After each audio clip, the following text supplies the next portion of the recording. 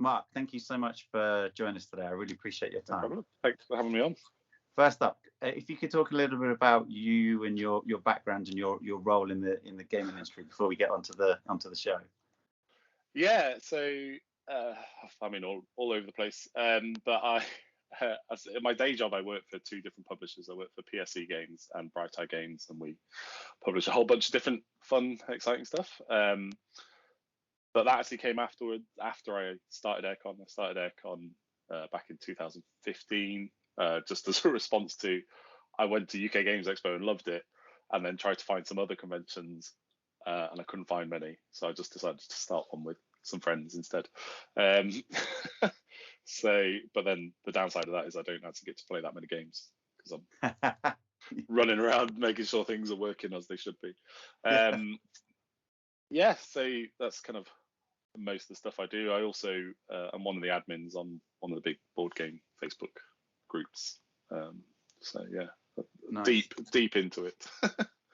So I think people might have come across at least one of those things, but we're here today to talk about AireCon, and the idea of why you started it, I think, is going to be one massive reason as to why so many people are going to be excited about the show itself for next year, because they might have come to UK Games Expo this year, or maybe even to the Spiel in Essen, and decided this thing is for me. I love it. I love the vibe of what these things bring. I want more. What others are out there, and your show might be the next one that they hear about or see. How would you pitch it? How would you describe it to people new to it? Yeah, so AireCon, we've gone for a purposefully. It's quite a relaxed and sort of chilled out vibe, certainly compared to some of those really big shows. And the way we set it up is it's more player focused as the first thing. So we still have exhibitors and we still have events and we still have all of that. But we believe, it's the Carlsberg claim, we've probably got the largest open gaming area, certainly in Europe, possibly the world, although we'll just say Europe. And so that is a big focus of the show, is just coming and being able to meet other people, make friends, and play loads of games. It was our intention behind it. So it's quite kind of calm, quite chilled out. But it's also a good one, certainly if people are considering a first convention, it's quite a good one because it's sort of midway between the sort of the more local conventions or game days, but also those bigger conventions like UK Games Expo, because we still have all of the bits that you might find at UK Games Expo. They obviously do it bigger and have more of it. So it'll give you probably a good feel for if you like that kind of thing, as a first convention. So. One thing that often gets said to me by people who are thinking about going to one of these conventions is they want to go and play games, they want to find out about new games, and a big part of that is because perhaps they don't have a big board game community where they live or where they are. So what would you say to people who are thinking of coming to this in either on their own or in a two? What advice would you give people with that sort of mindset? Yeah, so that's a lot of our way of thinking when we're kind of running the convention is for people like that. You know, we recognise there's quite a lot of people that probably have a gaming group and they could quite easily just take a weekend off and do what they might do at a convention at home with 2 or 3 other friends. So we've put in place lots of stuff for people that are maybe either coming by themselves or coming in a smaller group or want to discover new things. That starts right from beforehand we have our community group. So we have the AireCon community group on Facebook where people can be on there chatting, asking questions, even pre-arranging games through that. We also developed a web app that you can use that has a game arranging system as part of it. We also have other bits in there, but one of them is a game arranging system. So you can either say to people, I'm looking to play this game, does anyone want to join me? Or other people will post games and you can just sort of join in them. So that's a really good way. We have a really big board game library. It's now over 600 games, I think. It's free to borrow from. You leave a small deposit, £10, but you get that back when you bring the games back. So that's free to borrow from. And then as part of that, we used to have balloons, but we've kind of heard that helium's not so good anymore. So we've taken the balloons away, but we still have flags. So you can just sit at a table, set up a game, stick a flag on it, which means you're looking for players.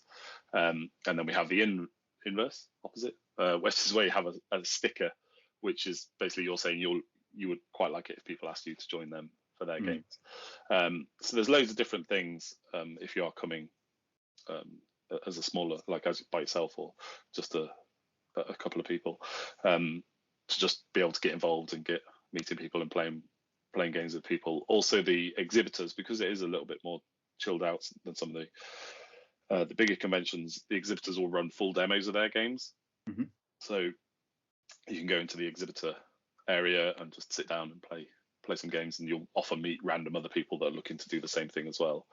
And we also sort of run events during the convention as well, and a lot of them are focused around getting people to meet each other and sort of make friends right from the start. So a big one that's popular is our board game pub quiz, which is all done through, again, as an app. So not only do you get points if you get more points if you're the fastest to get it right. So, but that's quite fun, and you end up sitting on a table with about 10 people, so you get chatting to them, and you'll see each other through the course of the convention. Again, because it's the smaller halls, you'll sort of keep bumping into people that you've met before or seen before. So yeah, there's lots of stuff. It's very welcoming, very friendly. That said, I think you see people now that came to one of the earlier AireCons, and then now that's the place where they meet up and they continue their friendship each year as they come back to AireCon and they play games together. And yeah, amazing.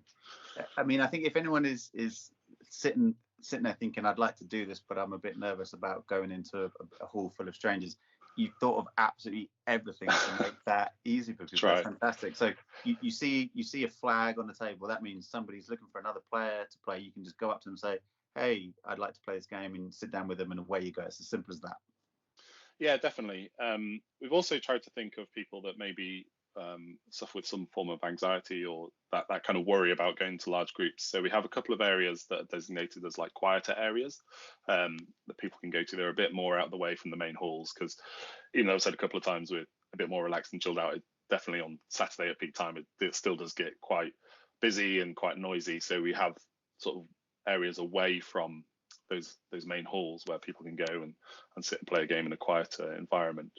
We've also started working with a company called Roll Through It, and so they've set up to help people, like if you really kind of been struggling with anxieties, they have their own area. Again, it's away from the main hubbub of the convention that you can go to, and there will be someone there. It's like a manned area where you can go and actually chat to someone and talk to them about how things are going and stuff like that. Wow. So that's amazing. And that's just a free part of the convention, the service that's on. Yeah, and that's kind of part of the philosophy of the convention as a whole. Is what we want to try and do is, once you've paid for your ticket and you get in, we want to try and make it that you don't necessarily need to spend more if you don't want to. So we have water stations that are free to use. It's where the convention centre is. It's right on the edge of the Harrogate town centre, so it's really easy to go into the town centre and just go to Tesco's and pick up a sandwich if that's what you prefer, or go for a walk in the park, whatever. We do have on-site food vans. We ask all them to provide meal deals and things like that, to just to try and make it affordable, because we recognise there's still quite a lot of expense in the travel and the hotel and things like that. So most of our events we might ticket them, but they'd be free tickets, just depending on how popular we think they're going to be. So all the events, not all the events, nearly all the events are free to attend as well. So we try and to just sort of make it as few barriers as possible for people to be able to attend and come and have a good time. That's amazing. So anyone sitting there now thinking, okay, sold, I want to go, what tips and tricks can you give them about travel, about hotels? What things have you learned from people who've been, from yourself going? What's the best thing that people can do to start looking? Yeah, I mean, we've got on our website a whole section for if you've not attended before. We try to do it a bit like a holiday guide. So it's like, if you're staying for one day, this is what we recommend you might do. If you're staying for 2 days, do this. I think AireCon again is quite unique just because of the location of the venue. We're very fortunate that it is so close into a town centre. A lot of these venues have to usually be out where land is much cheaper and things like that to be able to build as big as they go. So I'd say try and take advantage of that. Obviously there's sites like booking.com or whatever where you can go and find your accommodation, but they don't often list a lot of the smaller independent hotels and B&Bs. And just across the road from the convention centre, there's loads of them. all in a row. And what a lot of people do will book one of them, have such a great stay there. As they're checking out, they'll book for the following year because we always release the dates at the convention. So I'd say, maybe just do a little bit of extra time to research some of those smaller venues, because you can find some really good places to stay. For travel, it depends where you're coming from. Leeds Bradford is your closest airport. Harrogate train station again is only about 5, maybe 10-minute walk from the venue and all the hotels and stuff. So it's really easy to get to. It's on the line that leads to York line, so it should be pretty in about half an hour from both. What made you choose Harrogate as the convention centre in Harrogate as the location for this in the first place? Partly it was that, because we originally, the very first one was in my flat, but that only has limited capacity. So we then went to Bradford and ran it in a church hall, which was quite interesting because we had to run the convention on Friday, Saturday, because obviously the church needed it on the Sunday. But we quickly realised that it was growing at a pace. So Ben and I went and did a couple of solid weekends of just driving around all these different venues and making appointments. And there were a few other options, but the problem we felt was that there weren't many places that we could grow into, whereas Harrogate Convention Centre definitely has that. We only fill about a third of it at the minute, so plenty of space to grow if we want to go down that route. But yeah, the staff were really interested in what we were doing. Like when we went to talk to them, they were kind of sort of saying, "So you just play games, like play board games, like Monopoly?" And like, well, kind of, but no. But yeah. Well, we were gentle with them, but now they really look forward to it, and they really like having us. The last time we were there, the whole town actually put on something they called Harrogate Welcome, which is as you got to the train station, there was people waiting there to help you, to direct you to your hotels as you walked around. A lot of the stores had little stickers in the windows saying "Welcome AireCon," and there was banners up down the street. Wow. So that was really cool. I don't know if they're going to be able to do that because obviously their budgets are quite restricted.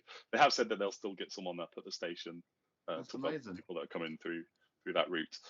And so it just feels really nice. It's a nice buzz for the town, because I think a lot of what they get at the convention centre is probably more like trade show or that kind of thing, where it's like they kind of come, they stay in there, you don't really see them, and then they go back to the hotels. Whereas, when the AireCon attendees come, it's like all the restaurants are full, and you see gamers everywhere, and so yeah, I think they're just really welcoming, and we've got a really good relationship with them. And when we come up with wacky ideas, they're always quite happy to try and accommodate them. That's amazing. I'm going over for a site visit shortly, in a couple of weeks, and I'm going to have to try and broach with them whether they're happy for us to throw foam D6s off the balcony into the foyer. We'll see how that goes. Well, good luck with that. Yeah.